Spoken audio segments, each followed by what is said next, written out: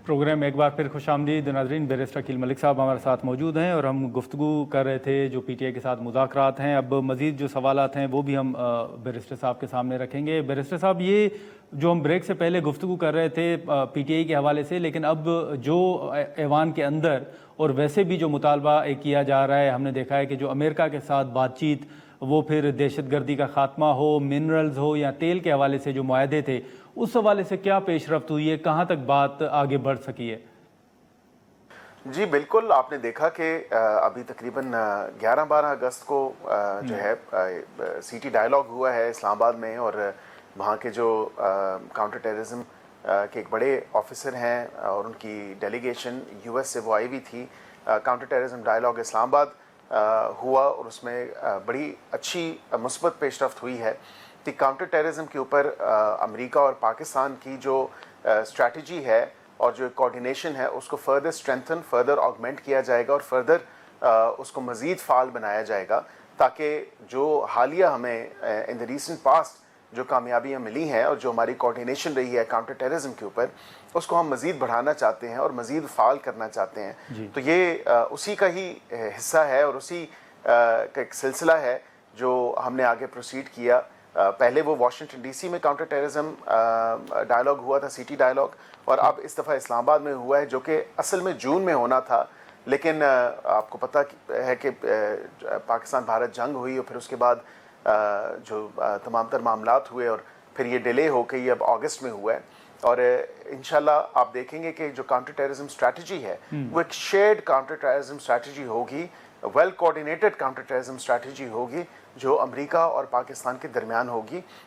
और उसमें उस स्ट्रैटेजी के थ्रू और उस प्लान के थ्रू इंशाल्लाह आप देखेंगे जो कोऑर्डिनेशन होगी उसमें आप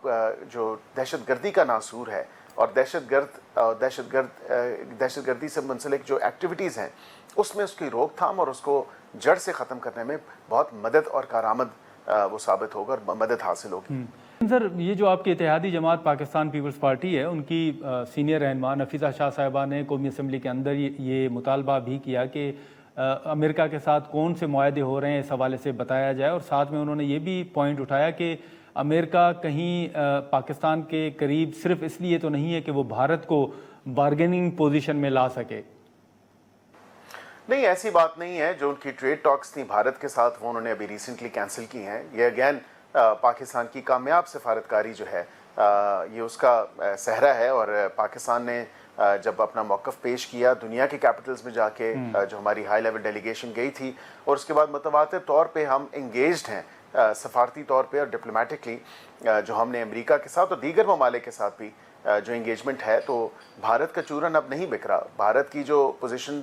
इस जंग से पहले थी अब वो पोजीशन नहीं रही, और यही आप देखेंगे कि जो मादनियात के हवाले से जो इन्वेस्टमेंट फोरम भी हुआ था यहाँ पे माइंस एंड मिनरल्स के ऊपर, और उसके अलावा जो एक हमारी एक्सपोर्ट है यूएस, क्योंकि हमारा लार्जेस्ट ट्रेडिंग पार्टनर है, और जो एक्सपोर्ट्स जो बढ़ेंगी वो आइंदा आने वाले दिनों में देखेंगे कि एमओयूज़ के अलावा जो प्रॉपर एग्रीमेंट्स भी हैं वो भी इंशाल्लाह आपके मंजर आम पे आएंगे, और जो इन्वेस्टमेंट है वो भी इंशाल्लाह बाकायदगी से उसको प्रॉपरली इन्वेस्ट किया जाएगा, और प्रॉपरली उसके जो समरात हैं वो पाकिस्तानी कौम तक, पाकिस्तानी अवाम तक और पाकिस्तान की मईशत में वाज़े फ़र्क इंशाल्लाह आपको पॉजिटिवली नज़र आएगा। लेकिन अकील मलिक साहब, ये जो भारत के हवाले से हमने जिक्र भी किया, तो इसी के साथ साथ हाल ही में जो आलमी अदालत का फ़ैसला था, अब तो भारत का ये भी मौक़िफ़ आया कि अदालत के पास इख्तियार ही नहीं है कि वो इस हवाले से फ़ैसला दें। तो इसको आप किस तरह देख रहे हैं? इस पर क्या कोई पेशरफ्त हुई है? देखें, 2023 में हम ऑलरेडी एक इशू पे आर्बिट्रेशन में, परमानेंट कोर्ट ऑफ आर्बिट्रेशन में गए हैं। मैंने पहले भी जिक्र किया था कि पाकिस्तान ने अपने लीगल ऑप्शंस एक्सप्लोर किए हैं, और तमाम तर जो लीगल रिकोर्सेज हमें अवेलेबल होंगे, मौजूद होंगे उस ट्रीटी के अंदर या otherwise with in the realm of international law, तो हम बिल्कुल उसको इस्तेमाल करेंगे। और हमने इसी तरह उसका इस्तेमाल करते हुए एक मुतफरक दरख्वास्त भी डाली इस तमाम तर यूनिलैटरल सस्पेंशन के ऊपर, और वहाँ से जो परमानेंट कोर्ट ऑफ आर्बिट्रेशन है उन्होंने फ़ैसला दिया, और उन्होंने जो अवार्ड दिया और डिसीजन दिया अपना, उन्होंने कहा भारत यूनिलैटरली इसको सस्पेंड नहीं कर सकता, ना कैंसिल कर सकता है, ना मनसूख कर सकता है। बिल्कुल ट्रीटी के अंदर जो है आर्बिट्रेशन मौजूद है, اور بھارت نے جو اقدام اٹھائے ہیں وہ سراسر اللیگل ہیں, ان لافل ہیں, اور وہ وائڈ ایب انیشیو ہیں کہ وہ سرے سے ہی غلط اقدام ہے جو بھارت نے اٹھایا یا بھارت کا جو موقف ہے. بھارت نے پھر جھوٹ بولا ہے. بھارت نے کہا ہے کہ ہم بالکل اس فیصلے کو نہیں مانتے. ان کے ماننے نہ ماننے سے کچھ بھی نہیں ہوگا, کیونکہ بھارت خود جو ہے فیصلہ آلریڈی مان چکا ہے. کشن گنگا ڈیم کا آپ کو یاد ہوگا 2013 میں بھارت نے وہ تمام تر معاملہ کشن گنگا ڈیم کے حوالے سے ہوا تھا, اور اس میں اس نے پرماننٹ کورٹ آف آربیٹریشن کا فیصلہ تسلیم بھی کیا ہے اور فیصلہ مانا بھی ہے. تو 10-12 سال بعد آ کے یہ کہہ دینا, جب ٹریٹی جو ہے 1960 میں ایگزیکیوٹ کی گئی تھی اور سائن کی گئی تھی, اور متواتر طور پہ ڈیٹا بھی شیئرنگ ہوتی رہی ہے, ہمارے کمشنرز بھی شیئرنگ کرتے رہے ہیں, آپس میں رابطے میں بھی رہے ہیں, جو انڈس واٹر ٹریٹی کے اندر کمشنرز اپوائنٹڈ ہوتے ہیں, اور اس کے بعد مختلف ایکسپرٹس کو بھی مانتے رہے ہیں, اور پرماننٹ کورٹ آف آربیٹریشن کا فیصلہ بھی مانا ہے. تو اس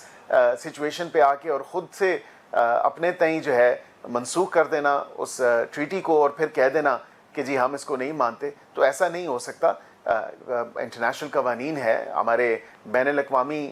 قوانین ہیں,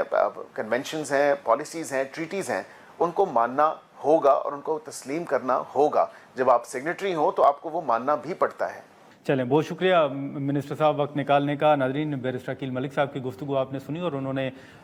جو سیاسی استحکام ہے یا بات چیت کے حوالے سے ایک بڑی اہم انہوں نے بات کی ہے کہ وہ بہت جلد پی ٹی آئی اور حکومت کے درمیان مذاکرات کا آغاز ہوتے ہوئے دیکھ رہے ہیں, اور وہ یہ امکان ظاہر کر رہے ہیں کہ شاید جو اسپیکر قومی اسمبلی نے کمیٹی تشکیل دی تھی مذاکرات کے حوالے سے, شاید ایک مرتبہ پھر وہی کمیٹی فعال ہو اور وہی کمیٹی مذاکرات کے سلسلے کو آگے بڑھائے. ہم یہاں پر ایک مختصر سا بریک لیتے ہیں, اور بریک کے بعد آفتاب احمد خان شیر پاؤ صاحب ہمیں جوائن کریں گے.